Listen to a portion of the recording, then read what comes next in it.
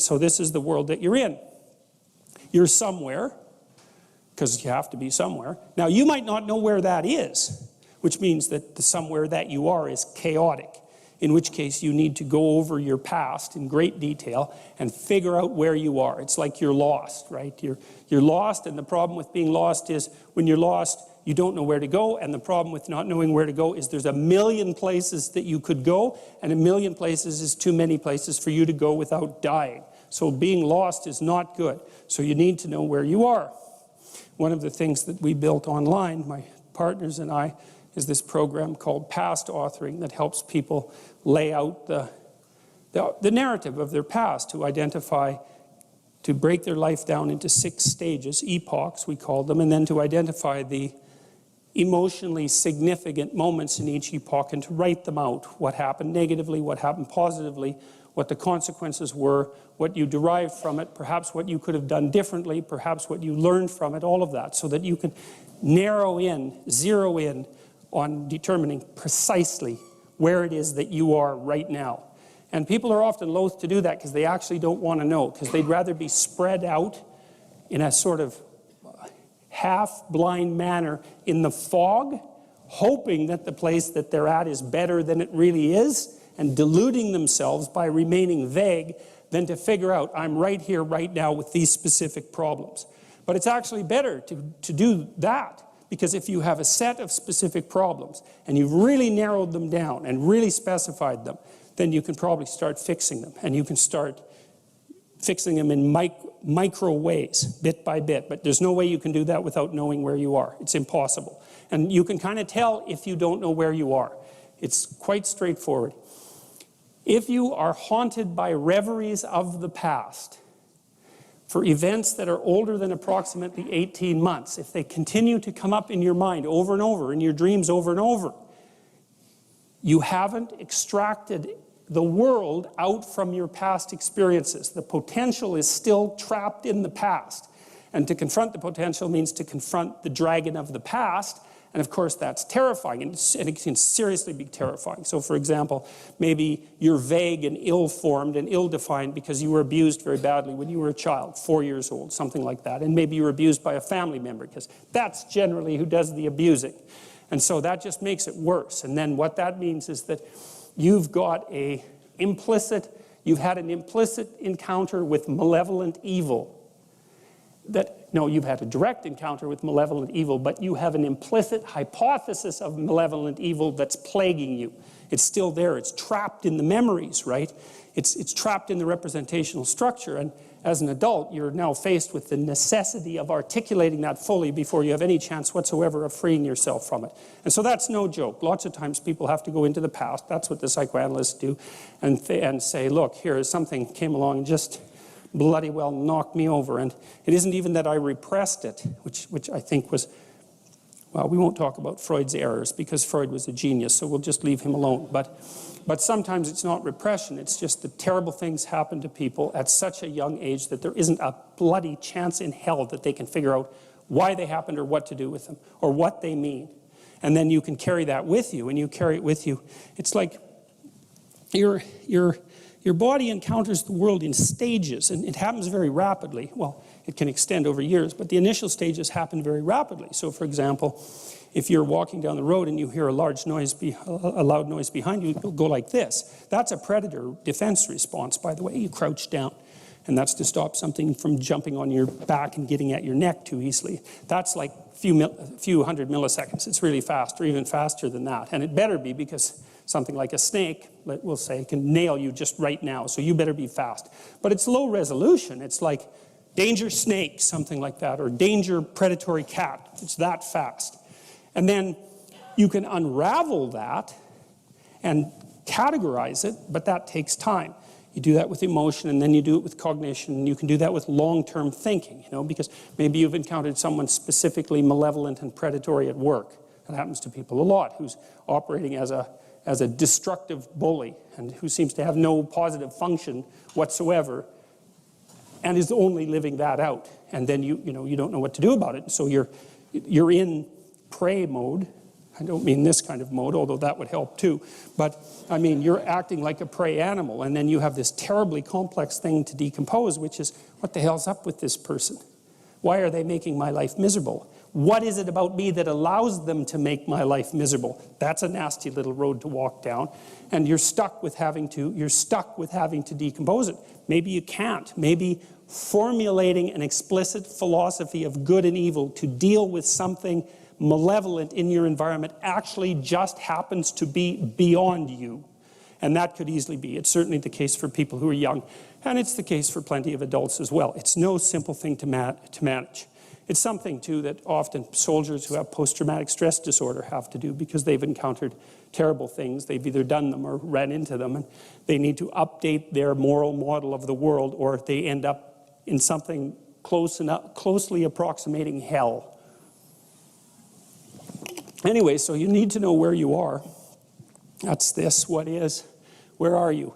So you're navigating, you're a navigator, you're a sailor on an ocean, man. That's what you are. You're a mobile creature. You're going from point A to point B all the time. You're not sitting there glued to a rock like some brainless, sea creature. There's a funny little creature called a hydra, very simple little creature. In its juvenile stage, it has a brain because it swims around, but then when it turns into an adult, it latches itself to a rock and promptly digests its brain. Because if you're just sitting on a rock and you're not moving, you don't need a brain. But that's not our issue, right? We're zipping around in the world, and so we're navigating agents. And so to navigate, there's two things you need to know. And the first is, where the hell are you? Exactly, precisely, right? Razor sharp. What's good about you and what's bad about you? By your own reckoning. You don't have to. You can ask other people, but this is a game you play yourself. It's like, as far as I'm concerned, I'm taking stock. What is it that's okay about me and what needs some work? And you got to watch to not be too self-critical when you're doing that too, because that can just be another kind of flaw. And then the next is, okay, well, where are you going? What's your destination? Well, and that's what the frame is. Now, you could do that in a very sophisticated way. And you do that by thinking consciously about who it is that you are in an articulated manner and where you want to go and why and how you're going to get there. And people hardly ever do that. That's come as such an absolute shock to me as an educator.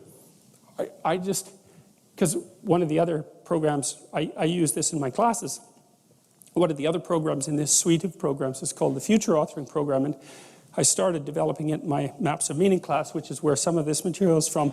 And I got students to write about their past. It's like, okay, we're talking about stories, so let's tell your story. Who are you? How did you get here? And what are you now? That usually helps people put things to rest, although it's quite stressful while you're doing it. Stress goes up when you're doing it, and maybe you feel miserable for a couple of weeks, and then stress goes down and it stays down. So that's also why people don't do it, because who the hell wants to have their stress go up? But if it's temporary, it's a sacrifice. So then the next issue is, well, where are you going? And one of the things that, and this I cannot understand.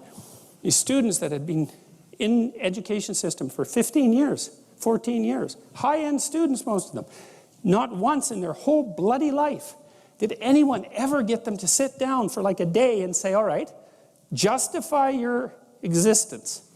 Like, well, seriously, it's like here you are in university, you're taking a bunch of courses, you've got some sort of vague career plan. It's like, defend the damn thing a bit, since you're going to go live it and everything. You're staking everything on it. It's like, what's your damn plan? And why are you so convinced that it's not the plan of a babbling fool? Because if you haven't thought about it, then it is. And if you really want to go out there and live that out, one of the things Carl Jung said was that you're in a story, whether you know it or not.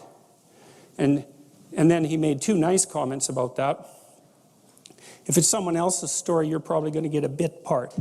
And it might not be the one you want. And if it's a story that you don't know, it might be one with a really bad ending. Or maybe it's just bad, period, with a worse ending. And if you don't know what the story that you're living out is, maybe that's the one. Maybe you got that from your mother, you got it from your grandmother, you got it from your aunt, or God only knows where you picked it up, because you pick up things like mad, because that's what human beings are like. So maybe you're living a malevolent tragedy unconsciously. And then one thing you might ask yourself is, well, how wretched and miserable is your life? Let's add futile to that. How wretched, miserable, and futile is your life? And you might say, well, yeah, 70% on each count. It's like, then you're probably unconsciously living out a malevolent tragedy. And maybe that's not for the best.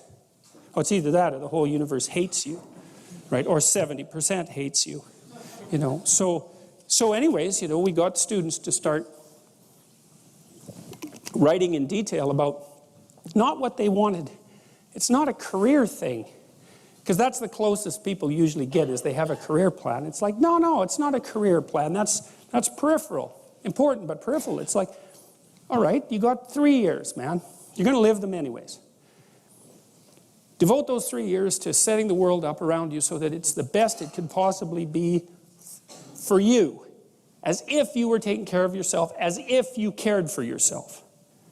Well, what would that look like? You know, let's say, just for the sake of argument, if you figured out where you were, that you could have what would be best for you. Well, what is that? I bet you never asked. People don't ask. And so life comes at them like random snakes, and they sort of fend them off. And life goes by, and things don't work out the way people expected them to. But a huge part of that is they didn't know where they were because they wouldn't look or didn't know that they should look. Ignorance and willful blindness, right? Two great catastrophes. And they never figured out where they wanted to go or why. Now, there's a problem with figuring out where you want to go. And the problem is that you make your conditions for failure clear to yourself. And people don't like that. So if you keep yourself in the fog, then you can't tell when you screwed up. Now, that isn't so good because you're still screwing up. You're just too blind, self-blind to notice. Although in the short term, that's less painful. If you make your criteria for success razor sharp, then you know every time you screw up. But that's great because then you could fix it. You could either repair the behavioral inadequacy or the conceptual inadequacy that you're using as a tool in that situation, or maybe you could adjust your damn plan. Either way, you can fix it.